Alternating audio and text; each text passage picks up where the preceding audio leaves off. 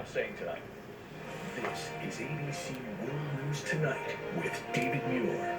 Good evening. It's great to have you with us here on a Thursday night. We have several developing stories as we come on, and we begin tonight with the out-of-control fires right now. Homes at this hour engulfed in flames. Here are the pictures coming in now, burning through a neighborhood near San Bernardino, California at this hour. Evacuations are underway at homes and schools, and reports at one school, children are now sheltering in place. Some homes reportedly already destroyed tonight, burned to the ground. ABC's Kana Whitworth leads us off. She's live right there in Los Angeles with the images. Kana, what do we know? Yeah, David, so we've been facing these extreme fire conditions all week long with these Santa Ana winds and near zero humidity. So if we take you to the sandalwood fire that is burning out of control just east of Los Angeles near Calamisa, firefighters are telling us, David, they don't know when they can get a handle on this fire. Right now, CAL FIRE telling us that numerous structures have been destroyed. Many of them are mobile homes. What we know so far is 150 acres have burned, and this fire is growing quickly. They are closing roads. They are evacuating areas as quickly as possible. The mayor, as you mentioned, saying that some middle school students are actually sheltering in place. That is something terrifying for every parent to hear this afternoon. Winds are whipping through that area again, through these incredibly dry conditions. Now, this is unprecedented fire danger throughout the West, the most extreme conditions that we have seen out here in years. And David, right now what we're experiencing, this is what firefighters were the most afraid of. The dramatic pictures near San Bernardino tonight. Kana Whitworth leading us off. Kana, thank you. Of course, this is not the only fire burning in California right now. There is also a wildfire emergency to the north of where Kana is. Homes now threatened in the hills east of San Francisco tonight. Families already forced to evacuate there. Reports of children racing into their parents' room, saying the hills are on fire.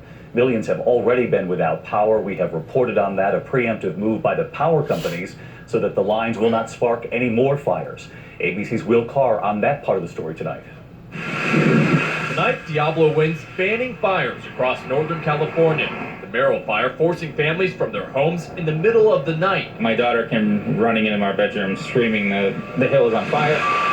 Another fire breaking out on San Bruno Mountain. Look at all those homes that lie in wait. PG&E, after being held responsible for previous devastating blazes, now trying to prevent fires proactively by shutting off power to hundreds of thousands across the region. That includes Perry Beastman. He's 90 years old. He's blind. Now Beastman is trapped in his home, unable to use his electrical-powered lift one day before his 91st birthday. It's just gone on too long. Tonight, it's unclear how long the power will be off here in Northern California. Southern California faces a red flag warning through Friday. David. Will Carr and Kana Whitworth from California tonight. Thanks to you both. And this is not the only weather emergency playing out as we come on tonight. There is also a crippling blizzard. The National Weather Service calling it a potentially historic October winter storm. Up to 2 feet of snow. Dangerous driving already. Take a look. Multiple accidents tonight. A treacherous commute.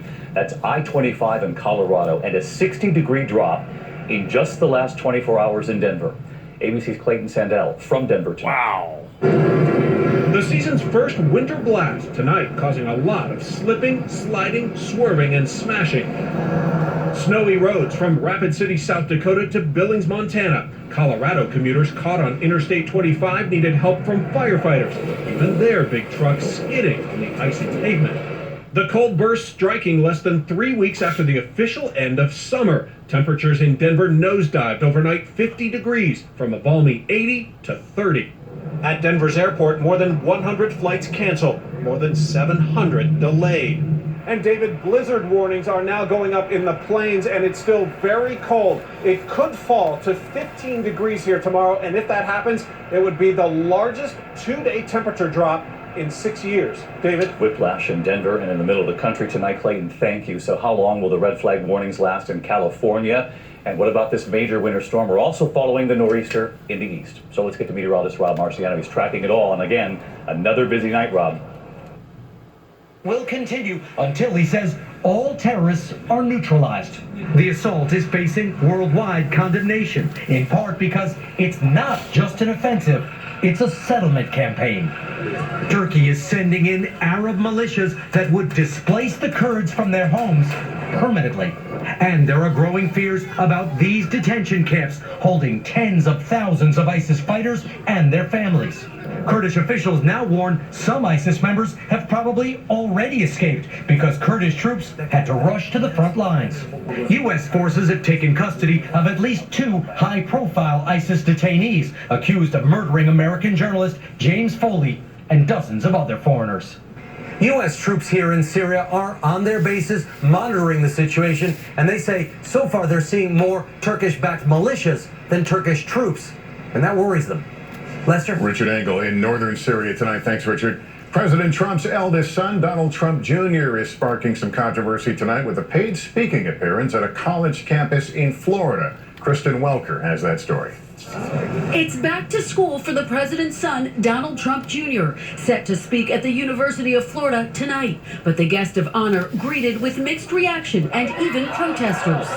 At issue, tonight's appearance comes with a payday. Trump Jr., who will be joined by girlfriend Kimberly Guilfoyle, is taking home $50,000 of student activity fees, far less than other high-profile speakers there, like Pitbull. The sold-out event was organized by the student government, but some students argue their funds shouldn't go to a partisan event. So I'm basically here to tell you this is not okay, and it will never be okay. Sorry if it offends you, but this is a university we're all about freedom of speech and opening your mind. The university says it's committed itself to ensuring that a wide variety of viewpoints are heard on campus, noting campaign events are banned on campus. Still, Trump Jr. is no stranger to the trail. Do you want communism or do you want freedom? A spokesperson for Trump Jr. tells NBC News he and Guilfoyle are extremely excited about bringing, quote, something that is unfortunately so rarely heard on college campuses today, bold conservative perspectives. Lester? All right, Kristen Welker, thanks. There's growing frustration this evening in California, where utilities have increased the number of preventative power outages, leaving millions in the dark for a second day. The aim is to reduce the risk of fires that could start in power equipment. With more on that, here's Miguel Almaguer. With an estimated 2 million people now plunged into darkness across California, today Pacific Gas and Electric is coming under fire after trying to prevent one. That's right. PG&E did this to us. Worried whipping winds could knock down faulty power lines, sparking wildfires like this one. Today, PG&E pulled the plug on even more homes, businesses, and buildings. In 34 counties, hundreds of thousands of locations are offline. I can't help but think maybe it's an overreaction and maybe a little payback for people criticizing PG&E for every fire that starts. The unprecedented move, which may have diminished fire risk, is fueling anger. Some estimate a prolonged 5-day blackout could cost the region $1 billion. Businesses and homeowners paying the price. This is an economic hit job, and when the wind is blowing, turn the power off. But when it's not blowing, keep it on. With red flag warnings also issued in the fire-prone hills of Southern California, SoCal Edison also cut the cord to thousands of customers near Los Angeles. Officials say cutting the power wasn't an easy decision, and turning it back on won't be easy either. In some areas, it could take days. Tonight across California, power companies are flipping the switch, while critics say they are creating a disaster by trying to stop one. Miguel Almaguer, NBC News. And from California to New England, we're following a triple weather threat tonight. Al Roker is tracking it all. Al, what's the latest? Lester, we start in California, where we have a critical fire risk through tomorrow, potential for rapid fire spread with wind gusts of up to 50 miles per hour, potentially explosive problem. Also in the plains, we've got blizzard-like conditions, 2 million people, 5 states under some sort of weather threat, dangerous travel conditions, snowfall amounts upwards of 18 inches or more in the northern plains. And here in the northeast, a nor'easter bringing strong winds, heavy rain.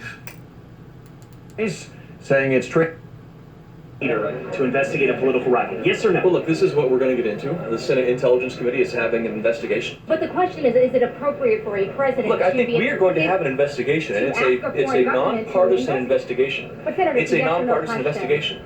It's an answer that you get from a very serious investigation. President Zelensky of Ukraine has said he didn't feel pressured by the president, and today he told Tom Yamas that he didn't think the president did anything wrong. What do you think of a president asking a foreign nation to investigate a political rival? Is that corrupt? I think that this is not corruption because it was just called. John Carl live at the White House tonight. And John, tonight you're also learning of yet other administration officials now being swept up in this impeachment inquiry. David, the House Intelligence Committee has subpoenaed Energy Secretary Rick Perry. They want information about his interactions with Ukraine. Just last week, Perry said that he would cooperate with congressional investigators, but a senior White House official tells me tonight that they will instruct him to defy that subpoena as they have all others. John Carl with us again tonight. Thank you, John. Nick.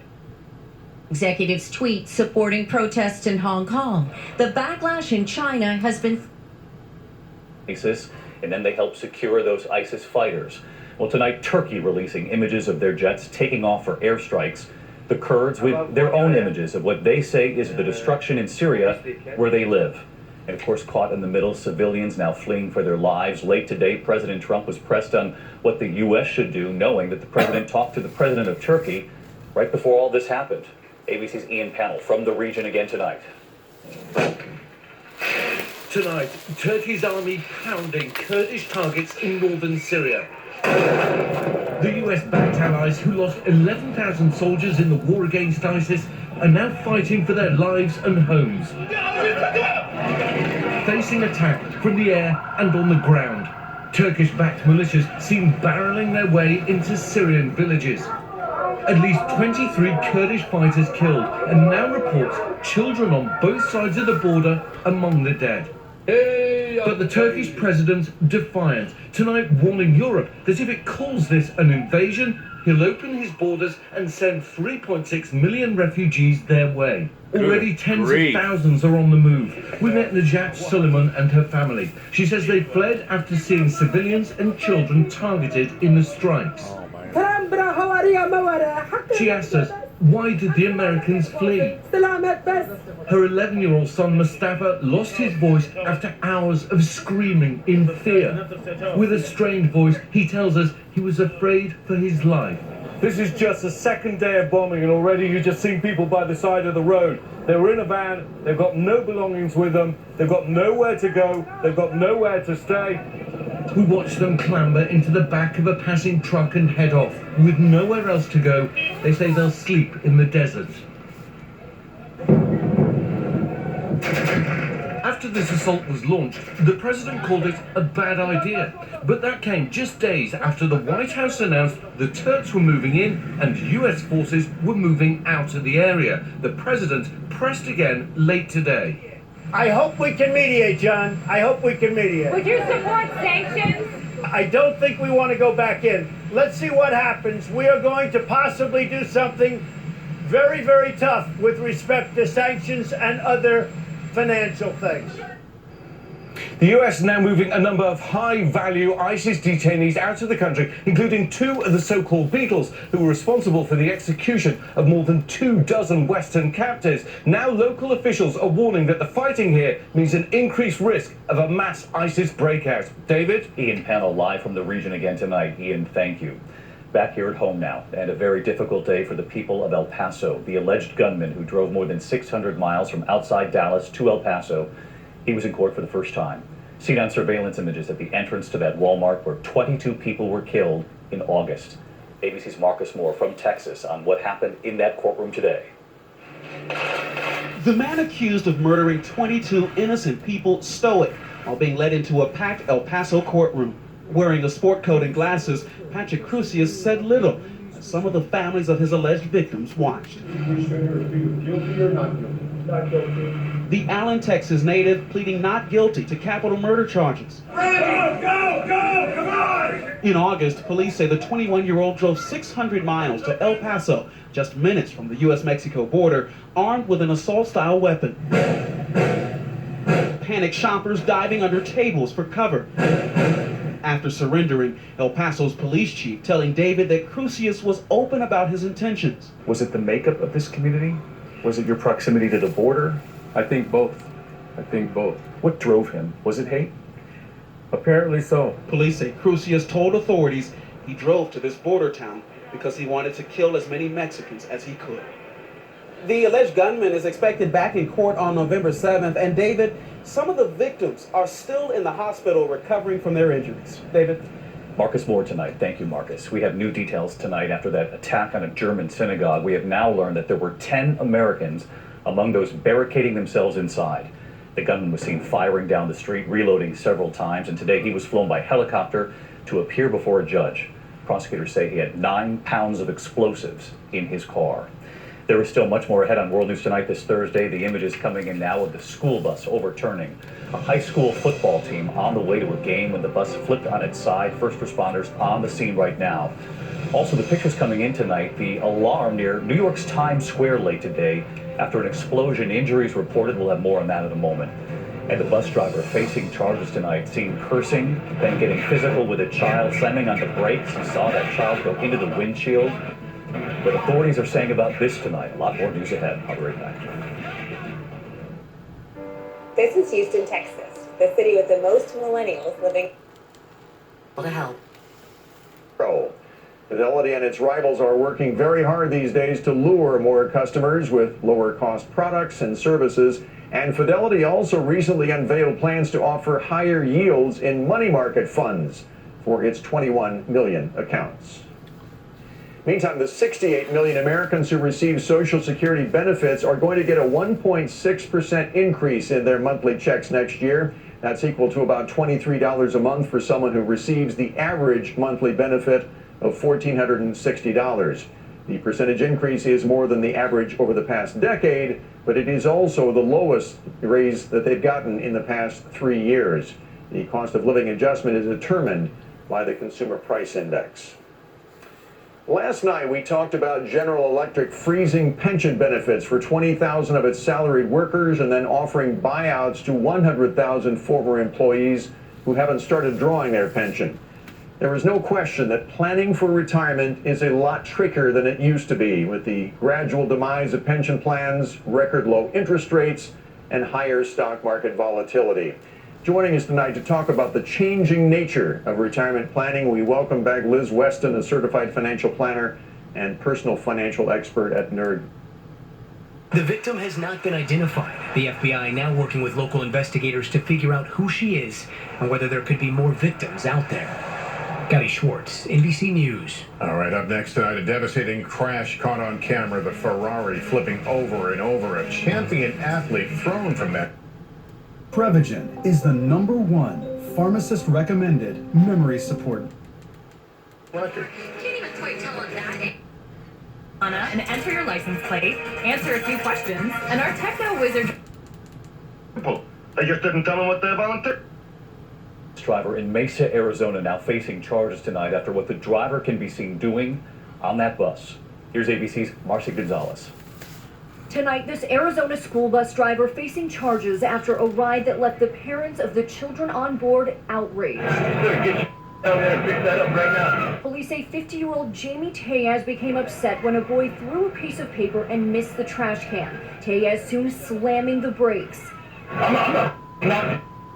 This 11-year-old boy flying into the windshield, cracking it. The driver then throwing him towards the back of the bus. If you were behind the seat, then you wouldn't be flying out on the bus, would you?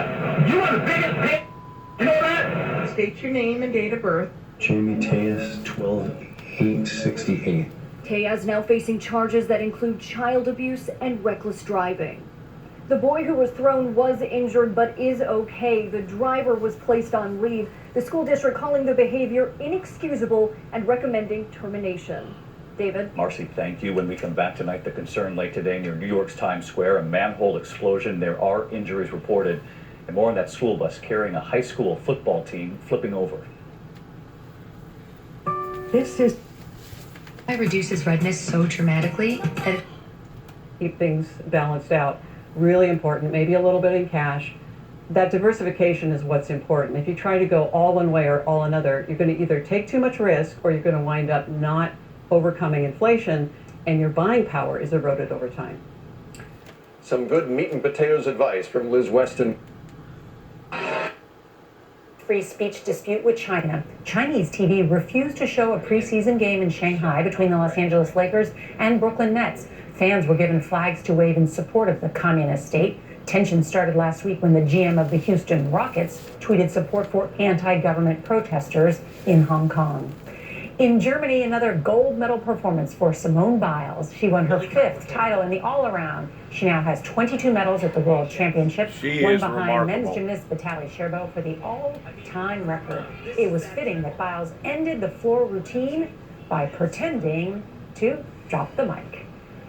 A pop star and a prince teamed up today to bring awareness to an important cause, Mental Health Day. In a new video, Ed Sheeran jokes he thought it was about their plight as Britain's most famous redheads, but they also shared a serious message. Guys, this World Mental Health Day, reach out, make sure that your friends, strangers, look out for anybody that might be suffering in silence. We're all in this together, all right? Thanks for watching. Cheers. Eliquis may increase your bleeding risk if you take certain medicines. Tell your doctor about all. We're now with the boxing champ. Shocking car crash caught on camera. The white Ferrari hitting the median, flipping over and over in Dallas early this morning. The driver, world welterweight champ Errol Spence Jr., was ejected from the car. Spence is now in a hospital ICU in serious condition. Police say he is expected to live. In Germany, Simone Biles made to back it all up.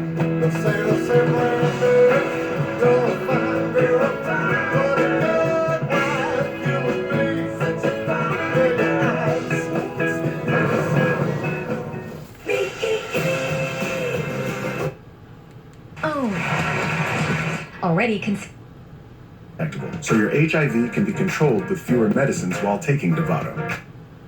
Industry provides some 50 million trips every day, and most of those riders have some time on their hands while they're riding in the back seat. Well, now a startup software company is launching a product to keep those riders engaged and entertained. Contessa Brewer is in Los Angeles with what may be the future of the back seat. So let's put on the headset. It's like a theme park in the back seat. Is there any danger of the driver getting hit in the back of the head? An immersive virtual reality experience incorporating real-time data from the car's computer on braking, speed, and turning. So the car's stopping, and the game is stopping too. So it's synchronized in real time.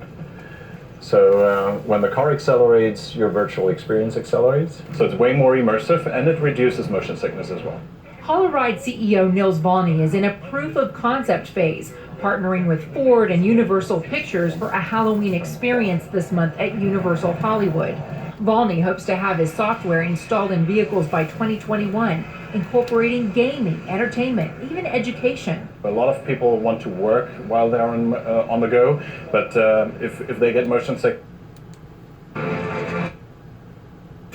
trust Cosequin.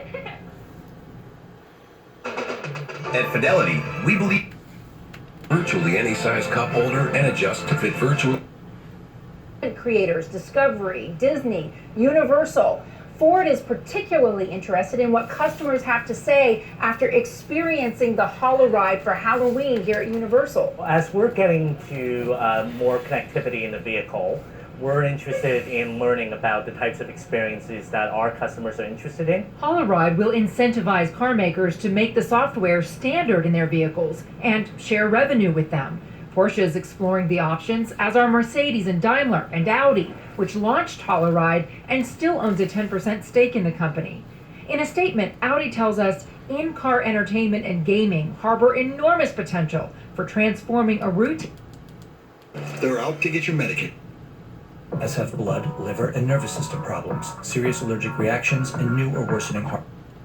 Get your card filled. For example, the caller says they're from This is the first opportunity we've had to take the content we've been building and put it in a place where consumers are. And increasingly, the consumers are passengers. With the driverless cars of the future, those commuters may find themselves free to take on other challenges. I'm having a very hard time interviewing you and shooting demons at the same time, I have to admit. Yeah. Perhaps it's also what multitasking in the future looks like. In Los Angeles, Contessa Brewer, Nightly Business Report. Goldie knows to never compromise. Touche. My doctor recommended Eliquis. Perfect. Added dyes and sugar. Got a fairy tale? It's just right. Thank you. Book your Just Right rental at thrifty.com. Ow! Baby bear! When you finally stop working, will it feel like the end of a journey? If you had a spinal injection, what? When you debate, you outwit. You don't outfight. Brandon Fleming is helping these Atlanta teens find theirs. Your hands belong here. You are engaging your audience. Harvard's assistant debate coach will train them for 10 months. I don't think that's the scenario. He's introducing black voices to debate. Was it unjust? And the world of debate Universal health care coverage will happen regardless. to black voices. Be intrusive in the spaces that are not inclusive, is what I tell them. Trailblazers don't wait for opportunities, they create them. The afternoon. Finally, singer Ed Sheeran and Prince Harry do have some characteristics in common. Declares it National Real Men Wear Pink Day, how that's helping in the fight against breast cancer. And when to expect strong cold front to move through the area. It's all next at 6. In tonight's Inspiring America, a young man who came back from tremendous adversity to show us what it means to go the distance. Here's Kevin Tibbles. Now this is a finish worth a photo, because 18-year-old Caleb Freeman crossed the line. Freeman, a senior at Newcastle High School in Oklahoma, suffered a traumatic brain injury in a serious car accident 2 years ago. He was not supposed to live, not supposed to, and if he woke up, not supposed to eat, talk, walk, or do anything. The cross-country runner was in a coma for 2 long months, while his family prayed. When Caleb finally regained consciousness, he faced the long road to recovery. A Pray for Caleb Facebook page was set up to track his journey back. And Caleb kept striving. As runners finished the 3-mile course, they circled back, surrounding Caleb, urging him on. He fell down 4 times in the race and got back up each time on his own. And I knew I just needed to cross that line because it could give people hope. Finishing the race to spread his message, keep on pushing forward. Kevin Tibbles, NBC News. Isn't that a great comeback story? That's Nightly News for this Thursday. I'm Lester Holt for all of us at NBC. News 3 starts right now.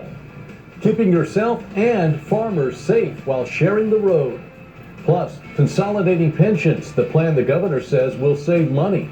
And Murfreesboro teachers are back in the classroom after reaching a tentative agreement. Good. Good evening. Dozens of Murfreesboro faculty put their signs away.